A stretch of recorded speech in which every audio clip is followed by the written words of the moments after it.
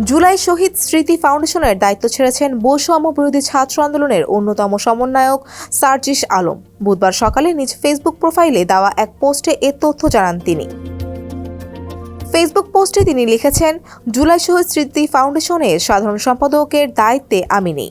এ ফাউন্ডেশনের গতি ত্বরান্বিত করার জন্য ফাউন্ডেশনের গঠনতন্ত্র, কাঠামো ও কাজের প্রক্রিয়াতে পরিবর্তন আনা হয়েছে।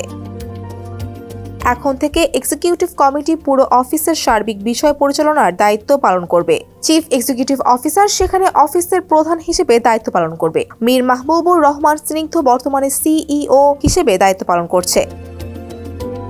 গভর্নিং বডি ফাউন্ডেশনের পলিসি মেকিংয়ে কাজ করবে, যেখানে মাননীয় প্রধান উপদেষ্টা সহ 4 জন উপদেষ্টা রয়েছে। তারা হলেন স্বাস্থ্য, সমাজ কল্যাণ, স্থানীয় সরকার, আইসিটি।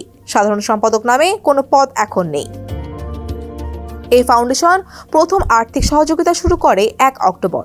অফিস চালু হয় 15 অক্টোবর থেকে। আমি সাধারণ সম্পাদক হিসেবে দায়িত্ব গ্রহণ করেছি 21 অক্টোবর। 31 ডিসেম্বর পর্যন্ত প্রায় 2 মাস 10 দিন আমি দায়িত্ব পালন করি। এরপর আমি দায়িত্ব থেকে সরে আসি। ফাইনালি আমার সাইনিং অথরিটি 7 জানুয়ারি হস্তান্তর হয় এবং অফিসিয়ালি আমার দায়িত্ব শেষ করি। 31 ডিসেম্বর পর্যন্ত ভেরিফাইড 826 জন শহীদ পরিবারের মধ্যে 628 জনকে আর্থিক সহযোগিতা করা হয়। পাশাপাশি প্রায় 11,000 ভেরিফাইড আহতের মধ্যে প্রায় 2,000 আহতকে আর্থিক সহযোগিতা করা হয়।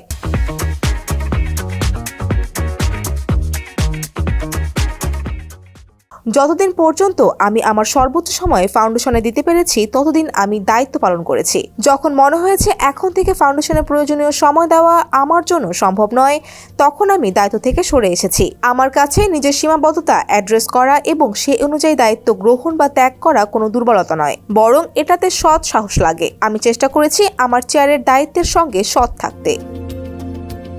ডেস্ক রিপোর্ট, সমকাল।